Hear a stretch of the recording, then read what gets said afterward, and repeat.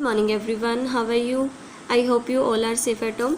Today we are starting exercise 3.1 and this is the first sum of this exercise. Find the range of heights of any 10 students of your class. आपको अपनी class के किन्हीं 10 students, any 10 students लिखा होगा ना आपकी class के, यानी आपकी क्लास के किन्हीं 10 स्टूडेंट्स की हाइट का क्या कैलकुलेट करना है, आपने उनकी रेंज को कैलकुलेट करना है. रेंज का फॉर्मूला हमने क्या पढ़ा था, highest value minus lowest value. तो आप क्या करोगे, अपनी क्लास के किन्हीं 10 बच्चों की हाइट एज्यूम कर लोगे, मतलब मान लोगे. ठीक है, अब हम मेजर तो कर नहीं सकते, तो हमारे पास क्या ऑप्शन है कि हम अपने क्लास के किन्हीं 10 बच्चों की हाइट को मान लेते हैं. ठीक है, तो मान लेंगे ना, फिर उनकी रेंज कैलकुलेट करनी है. रेंज का फॉर्मूला मतलब highest value minus lowest value. अब आपके पास 10 हाइट आएंगी, क्योंकि 10 बच्चे हैं तो 10 हाइट आएंगी ना आपके पास. उसमें से जो हाईएस्ट वैल्यू होगी उसमें से आपको लोवेस्ट वैल्यू को माइनस करना है. मतलब सबसे बड़ी वैल्यू में से सबसे छोटी वैल्यू को आपने माइनस करके क्या कैलकुलेट करना है, रेंज कैलकुलेट करनी है. रेंज का फॉर्मूला यही होता है, जो भी गिवन डेटा हो उसकी हाईएस्ट वैल्यू में से, यानी सबसे बड़ी वैल्यू में से सबसे छोटी वैल्यू को आप क्या कर दो, माइनस कर दो. तो आपके पास क्या आ जाएगी, उस डेटा की क्या कैलकुलेट हो जाएगी, रेंज कैलकुलेट हो जाएगी. ठीक है, तो देखो हम क्या लिखेंगे, लेट अस एज्यूम. एज्यूम का मतलब होता है मान लेना. Let us assume heights of 10 students of our class. हम अपनी क्लास के 10 स्टूडेंट्स की हाइट को एज्यूम कर लेते हैं. सपोज करो एक बच्चे की हाइट 132 सेंटीमीटर है, सेंटीमीटर में ही मान लेते हैं. ठीक है, एक बच्चे की हाइट 134 सेंटीमीटर मान लेते हैं, एक बच्चे की 142 सेंटीमीटर मान लेते हैं. ठीक है, एक की 150 सेंटीमीटर मान लेते हैं. कितने बच्चों की होगी, 1 2 3 4 10 बच्चों की माननी है ना. एक की हम 135 सेंटीमीटर मान लेते हैं, एक की 130 सेंटीमीटर ही मान लेते हैं, 146 सेंटीमीटर, 151 सेंटीमीटर. कितनी हो गई, 1 2 3 4 5 6 7 8 हो गई, 2 रह गई. तो एक हम मान लेते हैं 137 सेंटीमीटर. सेम भी मान सकते हो आप. ठीक है, ऐसे नहीं, ऐसे मत करना कि सभी की सेम ले लो, क्योंकि आपको पता है क्लास के सभी बच्चों की हाइट्स अलग अलग होती है ना, लेकिन सेम भी तो हो सकती है. एक दो बच्चों की आप सेम भी कर सकते हो, वैसे वो आप पे डिपेंड करता है. ठीक है, और हम क्या माने बताओ, 138 सेंटीमीटर मान लेते हैं. ठीक है, तो हमने क्या किया, सबसे पहले 10 बच्चों की हाइट को एज्यूम कर लिया, मतलब मान लिया. 10 हाइट्स हो गई क्या, देखो 1 2 3 4 5 6 7 8 9 10. ठीक है, अब हमें क्या कैलकुलेट करनी है, रेंज. रेंज के लिए हमें सबसे पहले हाईएस्ट वैल्यू चाहिए होगी, फिर लोवेस्ट वैल्यू चाहिए होगी. अब इसमें से हाईएस्ट वैल्यू बताओ आप मुझे. इस डेटा में से, ये जो हाइट का डेटा आपको दिखाई दे रहा है, इसमें से आप मुझे हाईएस्ट वैल्यू बताओ. सबसे हाईएस्ट वैल्यू तो हमें क्या दिखाई दे रही है, 151 दिखाई दे रही है ना. तो हाईएस्ट वैल्यू तो क्या है, 151 सेंटीमीटर.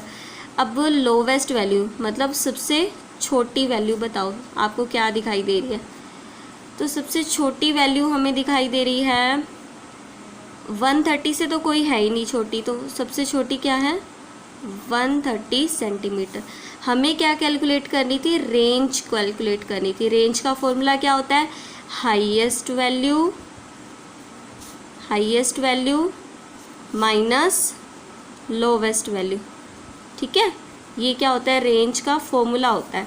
इसी तरह से रेंज कैलकुलेट की जाती है कि जो भी डेटा है उसमें से सबसे बड़ी वैल्यू में से सबसे छोटी वैल्यू को माइनस कर दो. तो हमें सबसे बड़ी वैल्यू क्या मिली, 151 सेंटीमीटर, और सबसे छोटी क्या मिली, 130 सेंटीमीटर. ठीक है, तो अब रेंज कितनी आ जाएगी आप बताओ, 151 में से 130 माइनस करोगे तो कितना बचेगा, 21 सेंटीमीटर. तो आपके डेटा की रेंज क्या हो गई, 21 सेंटीमीटर. हर बच्चा अलग अलग हाइट मान सकता है ना. तो रेंज भी, क्योंकि देखो हमें गिवन तो थी नहीं हाइट, तो हमने खुद ने मानी है ना, तो हर बच्चे की इमेजिनेशन अलग अलग हो सकती है. तो रेंज भी हर बच्चे की अलग आ सकती है इस समय, बिकॉज हमें हाइट्स का डेटा गिवन तो था नहीं, हमने खुद ने ही माना है ये.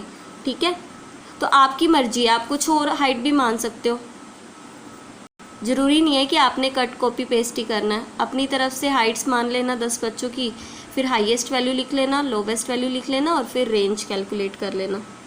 अब देखो आगे आप second sum, organize the following marks, क्या है ये, मार्क्स हैं, in a class assessment, class assessment में ये बच्चों को दिए गए मार्क्स हैं, नंबर हैं ये, ठीक है, इन अ टेबुलर फॉर्म। आपको क्या बताना है फर्स्ट पार्ट में, which number is the highest, इन सब में से बड़ा नंबर कौन सा है। सेकंड पार्ट में क्या बताना है, विच नंबर इज लोवेस्ट, इनमें से कौन सी वैल्यू सबसे कम है, लोवेस्ट का मतलब सबसे छोटी, हाईएस्ट मतलब सबसे बड़ी। फर्स्ट पार्ट में बताना है कि इनमें से सबसे बड़ी वैल्यू कौन सी है। सेकंड में क्या बताना है, विच नंबर इज लोवेस्ट, कौन सा नंबर सबसे छोटा है। थर्ड में आपको रेंज कैलकुलेट करनी है, रेंज ऑफ डेटा। रेंज का फॉर्मूला क्या होता है, highest value minus lowest value. Highest और लोवेस्ट तो आपको पता चल जाएगी ना फर्स्ट और सेकंड पार्ट में, तो आप माइनस कर देना, आपको रेंज पता चल जाएगी। फाइंड द अर्थमेटिक मीन, फिर आपको मीन कैलकुलेट करना है। मीन का फॉर्मूला मैं आपको बता दूंगी, मीन आप कैलकुलेट करना फिर। तो देखो सेकंड पार्ट कैसे लिखेंगे हम, the marks given in a class assessment is as follows. इस तरह से आपको क्लास असेसमेंट में कुछ मार्क्स गिवन है ना, ये जो डेटा है ना ये हमने यहाँ पर नोट कर लिया है बस। फर्स्ट पार्ट में हमें क्या कैलकुलेट करना था, हाईएस्ट नंबर बताना था, हाईएस्ट नंबर। तो हम क्या लिखेंगे, हाईएस्ट नंबर इज, इन सब में से बताओ हाईएस्ट वैल्यू कौन सी है। मुझे तो हाईएस्ट इसमें क्या दिखाई दे रही है, 9 दिखाई दे रही है, आप बताओ 9 से बड़ा कोई भी है नंबर, नहीं है ना, तो हाईएस्ट नंबर क्या है, 9। अब आगे बताओ, फिर आपसे क्या पूछा था, which number is the lowest, lowest number पूछा था आपसे, तो लोवेस्ट नंबर बताते हैं। लोवेस्ट नंबर इज़, बताओ, लोवेस्ट का मतलब होता है सबसे छोटी वैल्यू, तो सबसे छोटी वैल्यू इसमें क्या है, 1 ही दिखाई दे रही है हमें, तो हम लिख देते हैं 1 है सबसे लोवेस्ट। सी पार्ट में हमें, सॉरी थर्ड पार्ट में हमें क्या कैलकुलेट करना है, what is the range of the data, इस डेटा की हमें रेंज कैलकुलेट करनी है। रेंज का फॉर्मूला अब क्या होता है, आप बताओ मुझे, highest value minus lowest value. अब इस डेटा में हमें सबसे हाईएस्ट वैल्यू क्या मिली, 9, और सबसे लोवेस्ट वैल्यू क्या मिली, 1। तो हम यहाँ पर पुट कर देंगे इस फॉर्मूले में, हाईएस्ट वैल्यू क्या है 9 इस डेटा की, और लोवेस्ट वैल्यू क्या है 1, तो 9 माइनस 1 इज़ 8, ठीक है। रेंज क्या होगी इस डेटा की, 8 है। अब आगे देखो डी पार्ट, आपसे क्या पूछा है डी पार्ट में, find the arithmetic mean. Arithmetic mean का क्या मतलब होता है, आपको इंट्रोडक्शन में भी बताया था। अर्थमेटिक मीन का मतलब होता है कि इन सभी वैल्यूज़ को ना मैंने सेम बनाना है, एक ही वैल्यू देनी है इन सभी डेटा को। ये अलग अलग नंबर्स हैं ना, इन्हें एक ही वैल्यू देनी है। तो कैसे दी जाएगी इन्हें एक ही वैल्यू, इन सभी का सम कर दो। पहले क्या करोगे आप, इन सभी का सम करोगे, ठीक है। तो पहले सभी का सम करते हैं, 4 + 6 + 7 + 5 + 3, 7 + 5 + 3 प्लस, यहाँ तक हो गया ना, 5 वैल्यूज़ होगी हमारी, 5 + 4 + 5 + 2, 5 4 5 2, 6 2 5 196 + 6 + 2 + 5 + 1 + 9 + 6, 5 + 8 + 4, 5 + 8 + 4, आगे क्या है 6 और 7, 6 + 7। तो मीन कैसे कैलकुलेट किया जाता है, सभी का टोटल करो, इस टोटल को हमें रीडिस्ट्रीब्यूट करना है बराबर बराबर पार्ट्स में ना। कितने बराबर पार्ट्स करने हैं इसके, 1 2 3 4 5 6 7 8 9 10 11 12 13 14 15 16 17 18 19 और 20। इसका जो टोटल आ रहा है ना उसको हमें रीडिस्ट्रीब्यूट करना है, कितने पार्ट्स में, 20 पार्ट्स में करना है। तो मैंने सभी का टोटल किया और कितनी वैल्यूज़ का टोटल किया मैंने उससे डिवाइड कर दिया। भाई मुझे तो 20 पार्ट्स में उसे रीडिस्ट्रीब्यूट करना है ना, बराबर बराबर बांटना है, तो हम इसका सम कर देते हैं।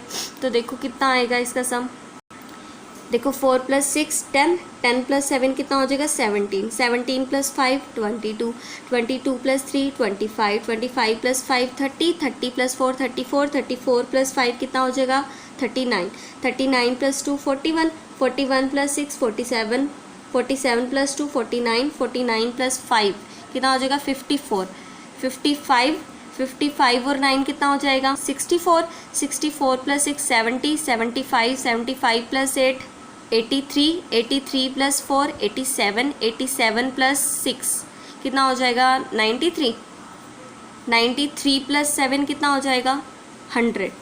तो 100 तो इन सभी का सम आ गया भाई, टोटल वैल्यू कितनी है 100। अब सभी को मुझे बराबर बराबर करना है ना, यानी 20 पार्ट्स में बराबर बराबर करना है। तो 100 को किससे डिवाइड कर दिया 20 से, 0 से 0 कैंसिल, 2 1 ज़ा 2, 2 5 ज़ा 10। तो सभी को एक ही वैल्यू मिल गई, क्या मिली 5 मिल गई। अब आप 20 बार 5 लिखोगे तो सम तो फिर भी कितना बनेगा 100 ही बनेगा ना, यानी इनका सम तो वही है, टोटल तो वही है, लेकिन मैंने क्या किया इन वैल्यूज़ को रीडिस्ट्रीब्यूट कर दिया, एक ही वैल्यू दे दी इन्हें। क्या वैल्यू दी 5। यही होता है मीन, जिसे बोल देते हैं अर्थमेटिक मीन बोल देते हैं, या फिर एवरेज बोल देते हैं। कई सारी वैल्यूज़ को एक ही वैल्यू जब दी जाती है ना, एक सेंट्रल टेंडेंसी निकाली जाती है कि ये डेटा इर्द गिर्द घूम किसके रहा है, तो ये 5 इसकी सेंट्रल टेंडेंसी है, ये 5 के इर्द गिर्द घूम रहा है ये डेटा। अब देखो आप third some, find the mean. Mean calculate करना है, मीन अर्थमेटिक मीन या फिर एवरेज एक ही बात होती है, ये याद रखना। मीन कैलकुलेट करना है पहले 5 होल नंबर्स का, तो पहले 5 होल नंबर्स लिखो फिर उनका मीन कैलकुलेट करना। तो देखो फर्स्ट 5 होल नंबर्स यानी पहले 5 होल नंबर्स, तो पहले 5 होल नंबर्स कौन से होंगे, होल नंबर्स में क्या होता है 0 भी इंक्लूड होती है ना, तो पहला whole number 0, second 1, third 2, fourth 3 and fifth क्या हो जाएगा 4। 5 होल नंबर हो गए 1 2 3 4 5। अब मुझे इनका क्या कैलकुलेट करना है, मीन कैलकुलेट करना है। मीन कैसे कैलकुलेट किया जाता है, sum of all the values, पहले फॉर्मूला लिख दो, सम ऑफ ऑल द ऑब्जर्वेशन बोल देते हैं वैल्यूज़ को, वैसे सम ऑफ ऑल द ऑब्जर्वेशन, आपका मन करे तो यहाँ पर वैल्यूज़ लिख देना, ठीक है। Sum of all the observation by में नंबर ऑफ ऑब्जर्वेशन, बाय में नंबर ऑफ ऑब्जर्वेशन, ये आपको फॉर्मूला बिल्कुल टिप्स पर होना चाहिए मीन का। अब सम ऑफ ऑल द ऑब्जर्वेशन मतलब जितनों का मीन निकालना है ना उनका सम कर दो। मुझे तो इन 5 का निकालना है ना, इनका सम करते हैं। देखो 0 + 1 + 2 + 3 + 4, डिवाइड किससे करेंगे, नंबर ऑफ ऑब्जर्वेशन कि आपने सम किया कितना, उनकी संख्या कितनी है, उनका नंबर क्या है। तो मैंने कितनों का सम किया 1 2 3 4 5, आपने कितनी वैल्यू का सम किया 5, यानी नंबर ऑफ ऑब्जर्वेशन जिनका आपने मीन निकालना है वो कितने हैं 5 हैं, यानी इनके सम को मैं 5 वैल्यूज़ में रीडिस्ट्रीब्यूट कर रही हूँ, इक्वल इक्वल बांट रही हूँ, इसका ये मतलब है। तो देखो 0 + 1 1, 1 + 2 3, 3 + 3 6, 6 + 4 10, 10/5, 5 1 ज़ा 5, 5 2 ज़ा 10, 2/1 यानी कि 2 आपका आंसर आ गया। इन सभी वैल्यूज़ का मीन क्या है 2 है। मतलब इस डेटा को अगर हमें एक सेंट्रल टेंडेंसी में देखना है, एक सिंगल वैल्यू में देखना है, तो आप इसे 2 के हिसाब से देखोगे, हर वैल्यू को 2 समझ सकते हो। 2 2 2 2 और 2, 5 वैल्यूज़ है ना, सभी की जगह 2 लिख देंगे। तो 2 + 2 4, 4 + 2 6, 6 + 2 8, 8 + 2 10, यानी अभी भी इनका सम, इनका भी सम 10 था, इनका भी सम क्या था 10, लेकिन मैंने हर डेटा को एक ही वैल्यू दे दी। एक ही वैल्यू क्या दी 2 दी। किस फॉर्मूले से, इस फॉर्मूले से आपने देना है, ठीक है। अब आप फोर्थ सम देखो, एक क्रिकेटर यानी एक क्रिकेटर ने स्कोर्स यानी वो उसने स्कोर किया, एक cricketer scores the following runs in 8 innings, 8 innings में उसने ये जो स्कोर किया ना वो इतना था। पहले इनिंग में उसने 58 स्कोर किया, सेकंड में 76, 40, 35, 46, 45, 0 और 100। 8 इनिंग के मार्क्स गिवन है, मार्क्स क्या, रन्स गिवन है। देखिए 1 2 3 4 5 6 7 8, 8 इनिंग्स के आपको रन्स गिवन है कि पहली इनिंग में 58, सेकंड में 76, थर्ड में 40, इस तरह से, ठीक है। फाइंड द मीन स्कोर, क्या निकालना है आपने, मीन मतलब हर वैल्यू को एक सिंगल वैल्यू देनी है आपने। एवरेज निकालना है, मीन निकालना है, मतलब अर्थमेटिक मीन निकालना है, कुछ भी बोल दो, मीन निकालना है। फॉर्मूला लिखोगे पहले, फॉर्मूला क्या कहता है मीन का, कि सभी का सम कर दो, डिवाइड किससे कर दो, कि आपने सम किया कितने का उससे डिवाइड कर दो। 1 2 3 4 5 6 7 8, यानी हम डिवाइड किससे कर देंगे, 8 से डिवाइड कर देंगे, इनका सम करेंगे और 8 से डिवाइड कर देंगे। तो देखो हम लिखेंगे क्या, run scored in 8 innings by a cricketer आर। 8 इनिंग में जो क्रिकेटर ने रन स्कोर किए वो ये वाले हैं ना। अब हमें क्या निकालना है, मीन स्कोर निकालना है, मीन स्कोर। तो मीन स्कोर का फॉर्मूला क्या लिखेंगे, टोटल रन्स, इन रन्स का क्या करेंगे, टोटल करेंगे ना, सम करेंगे, मतलब total runs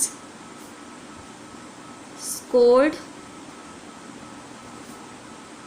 by the cricketer. पहले तो हम टोटल निकालेंगे इन रन्स का, बाय में फिर इन्हें काउंट करेंगे ना कि ये इनिंग्स थी कितनी, मतलब इनका सम है वो कितनों में रीडिस्ट्रीब्यूट करना है हमें, 1 2 3 4 5 6 7 8, यानी 8 इनिंग्स में हमें इनके टोटल रन्स को रीडिस्ट्रीब्यूट करना है ना। तो यहाँ क्या लिखेंगे हम, नंबर ऑफ इनिंग्स से हम क्या कर रहे हैं, डिवाइड कर रहे हैं कि इनिंग्स हैं कितनी, उनसे डिवाइड कर रहे हैं। ठीक है, टोटल रन्स टोटल करेंगे 58 plus 76 plus 40 plus 35 plus 46 plus 45 plus 0 को भी इंक्लूड करोगे, प्लस 100 बाय, अब ये जो सम है, सॉरी ये टोटल रन्स हैं, ये कितने इनिंग्स में उसने स्कोर किए हैं, 1 2 3 4 5 6 7 8, 8 में स्कोर किया ना। तो टोटल रन्स को हम 8 इनिंग्स में बराबर बराबर बांट रहे हैं, यानी उनका मीन निकाल रहे हैं, एक सिंगल वैल्यू निकाल रहे हैं उनकी। तो आपने करना है ये, इनका टोटल करना और 8 से डिवाइड करके यहाँ पे आंसर मुझे बताना कि आपका मीन स्कोर आ कितना रहा है।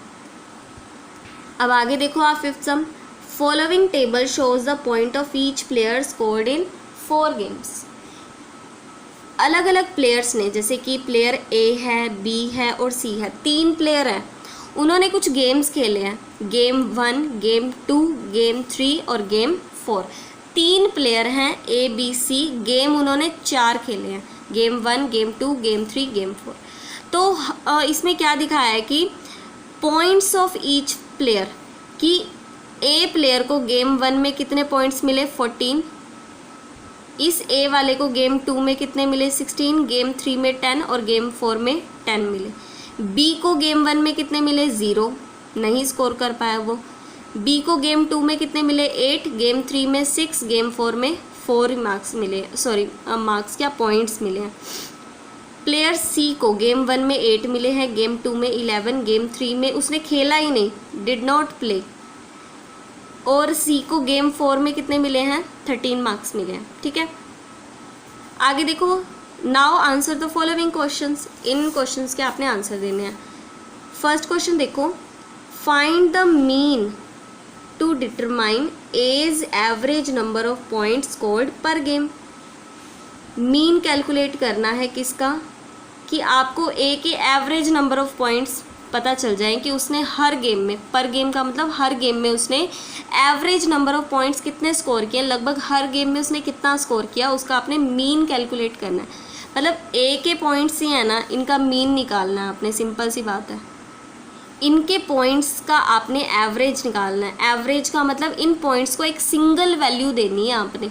तो कैसे करोगे, इन सभी का सम करोगे, 14 प्लस 16 प्लस 10 प्लस 10। ठीक है, सम करके कितनी वैल्यूज़ में रीडिस्ट्रीब्यूट करोगे, 1 2 3 4 में रीडिस्ट्रीब्यूट कर दोगे तो आपको एक सिंगल वैल्यू मिल जाएगी ना। तो ए का आपको क्या पता चल जाएगा, ए का जो स्कोर है उसका मतलब मीन पता चल जाएगा आपको। तो फर्स्ट पार्ट में हम क्या कैलकुलेट कर रहे हैं, मीन पॉइंट्स, यानी एवरेज पॉइंट्स या mean points scored by A, scored by A, यही कैलकुलेट कर रहे हैं ना। हमें मीन पॉइंट्स कैलकुलेट करने के लिए बोला था कि ए ने एवरेज कितना स्कोर किया है इन चारों गेम्स में। तो mean points scored by A कैसे निकालेंगे, टोटल क्या करेंगे हम, टोटल करेंगे इन पॉइंट्स का, total points scored by A, total points scored by A के पॉइंट्स का टोटल करेंगे और किससे डिवाइड करेंगे कि उसने गेम कितने खेले, 1 2 3 4, इन चारों में ही करना है ना। तो ये तो गेम्स है, उसके नंबर ऑफ गेम्स, तो इन टोटल पॉइंट्स को नंबर ऑफ गेम्स में हम क्या कर देंगे, रीडिस्ट्रीब्यूट कर देंगे। अब उसके टोटल पॉइंट्स पहले गेम में तो 14 हैं ए के, सेकंड में 16, थर्ड में 10 और फोर्थ में भी 10। अब ये जो टोटल पॉइंट्स हैं उसके, वो कितने गेम्स के हैं, 4 गेम्स के हैं ना, 1 2 3 4, 4 से डिवाइड कर देंगे। तो देखो 14 + 16 कितना हो जाएगा, 30, 40 50, 50 बाय 4। अब 50 को 4 से डिवाइड कर दो, कितना आ जाएगा आपका, 12.5। तो ए का एवरेज हर गेम का कितना है, 12.5 है। ठीक है, अगर मैं एक सिंगल वैल्यू देना चाहूँ ना, तो इसको 12.5 मान सकती हूँ, इसे भी 12.5, इसको भी 12.5 और इसके भी 12.5। मतलब एक, अब ना क्या होगा कि हम ए के अलग अलग पॉइंट्स याद नहीं रखने पड़ेंगे हमको, हम ए की वैल्यू याद रख सकते। ए ने एवरेज कितना स्कोर किया हर गेम में, 12.5 स्कोर किया चारों गेम में। तो 12.5 के हिसाब से चारों गेम में उसके स्टिल 50 बनेंगे। आप कैलकुलेट करके देखना, इन चारों को 12.5 मानना और टोटल करके देखना, 50 बनेगा उनका अभी भी। ठीक है, लेकिन हमने क्या किया, इनके पॉइंट्स को रीडिस्ट्रीब्यूट कर दिया, बराबर बराबर बांट दिया। ठीक है, यही तो होता है मीन, एवरेज या फिर अर्थमेटिक मीन। अब आगे देखो, अब सेकेंड पार्ट में क्या करना है, to find the mean number of points per game for C. ये कह रहा है कि अगर आप सी के लिए mean number of points calculate करोगे, मतलब अगर सी के आप पॉइंट्स को एक सिंगल वैल्यू देना चाहोगे, मतलब मीन पॉइंट्स कैलकुलेट करोगे, एवरेज पॉइंट्स कैलकुलेट करोगे सी के, would you divide the total points. तो आप इनके पॉइंट्स का टोटल करोगे ना, एक सिंगल वैल्यू करने के लिए हम क्या करेंगे, इनके पॉइंट्स का टोटल करेंगे और जितने गेम्स इसने खेले उसमें रीडिस्ट्रीब्यूट कर देंगे। तो ये कह रहा है कि जब आप mean number of points calculate करोगे सी के, तो आप इनके पॉइंट्स का टोटल करने के बाद उसको 3 से डिवाइड करोगे या 4 से डिवाइड करोगे, और क्यों करोगे। तो देखो, इसके पॉइंट्स का टोटल करेंगे, सी के पॉइंट्स का मीन कैसे निकालेंगे, इसके पॉइंट्स क्या हैं, 8, 11 और 13, इनका सम करेंगे ना। अब ये जो पॉइंट्स हैं कितने गेम्स के हैं, 1 2 3 गेम्स के हैं, क्योंकि एक गेम तो उसने खेला ही नहीं है। तो हम किससे डिवाइड करेंगे, 3 से डिवाइड करेंगे, ना कि 4 से। अगर इसने 4th गेम भी खेला होता, ठीक है, तो हम 4 से डिवाइड कर देते, इसका भी फिर हमें पता चलता ना इसमें उसे कितने पॉइंट मिले। लेकिन ये तो खेला ही नहीं, हमें तो 3 ही गेम्स के उसके स्कोर पता है। तो हम इनका सम करेंगे और डिवाइड किससे करेंगे, उसने 3 ही गेम खेले हैं तो 3 से डिवाइड कर देंगे। ठीक है, तो देखो हम लिखेंगे क्या सेकेंड पार्ट में, to find the mean number of points, to find the mean number of points per game for C. C के हर गेम के लिए अगर हम मीन नंबर ऑफ पॉइंट्स निकालेंगे, to find the mean number of points per game for C, we would divide the total points, जो total points होंगे, we would divide the total points by 3 because C played only 3 games।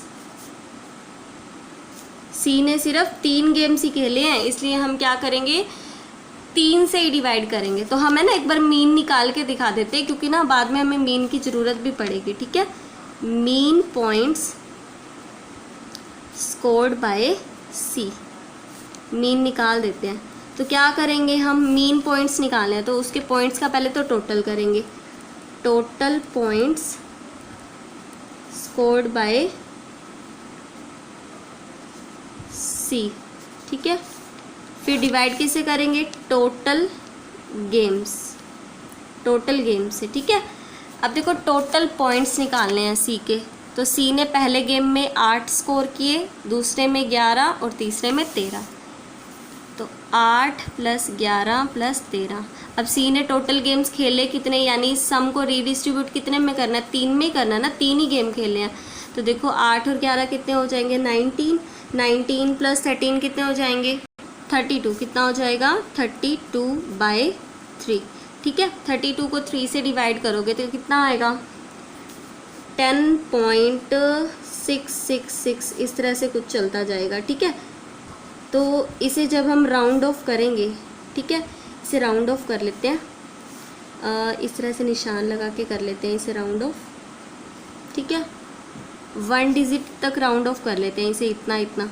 तो यहाँ पर 5 से बड़ी value है ना, इसमें 1 ऐड कर देंगे, तो इसका मीन कितना हो गया, 10.7 हो गया, ठीक है जी। अब सी का आपको मीन पॉइंट्स पता चल गया ना। अब आगे देखो, आप थर्ड में क्या बोला है, B played in all 4 games. B ने चारों गेम खेले हैं। गेम 1 में उसके 0 हैं, गेम 2 में 8 हैं, गेम 3 में 6 हैं और गेम 4 में 4 है। तो ये कहते हैं कि how would you find the mean, इसका मीन कैसे फाइंड करोगे। तो मीन निकाल के दिखा देते हैं इसे। तो यहाँ क्या लिखेंगे, mean points scored, mean points scored by B. तो बी के पॉइंट्स का पहले तो टोटल करेंगे, total points scored by B. B ने जो टोटल पॉइंट्स स्कोर किए बाय में टोटल गेम्स, उसने गेम्स कितने खेले, ठीक है। अब टोटल पॉइंट्स देखते हैं। पहले गेम में तो उसने 0 स्कोर किया है, दूसरे में 8, 6 और 4, 0, 8, 6 और 4। इस टोटल को हमें कितने गेम्स में रीडिस्ट्रीब्यूट करना है, 4 गेम्स के लिए ना, 4 वैल्यूज़ में रीडिस्ट्रीब्यूट करना है उसे। तो 0 + 8 8, 8 + 4 16, 16 + 4 कितना हो जाएगा, सॉरी 8 + 6 है ये, ठीक है। 0 + 8 8, 8 + 4 14, 14 + 4 18, 18/4, ठीक है। अब 18 को 4 से डिवाइड करते हैं, तो कितना आ जाएगा, 18 को 4 से डिवाइड करेंगे तो 4.5 आ जाएगा, ठीक है। तो बी का मीन पॉइंट क्या है, 4.5 है। अब आपसे क्या पूछा है फोर्थ में, देखो, who is the best performer, सबसे बेस्ट परफॉर्मर क्या रहा। तो देखो ए का मीन पॉइंट क्या आया, 12.5। मतलब अगर हम ये माने ना कि ए ने हर गेम में कितना स्कोर किया, 12.5 स्कोर किया, ठीक है। तो मीन का तो यही मतलब होता है ना, इसके सम को हमने एक सेम वैल्यू इसके हर डेटा को हमने सेम वैल्यू दे दी, हर पॉइंट को एक सेम वैल्यू दे दी, क्या, 12.5 12.5 12.5 और 12.5, ठीक है। बी का देखते हैं, इसका कितना रहा है मीन। तो इसका बी का रहा है 4.5 और सी का रहा है 10.7। सी के हर पॉइंट्स को हम 10.7 मान सकते हैं, बी के हर पॉइंट को 4.5 और ए के हर पॉइंट को 12.5। तो बेस्ट परफॉर्मर कौन सा रहा, ए रहा ना, बिकॉज उसके मीन पॉइंट ज़्यादा बन रहे हैं। तो हम क्या लिखेंगे, A is the best performer, A is the best performer. क्यों बेस्ट परफॉर्मर है, because the mean points scored by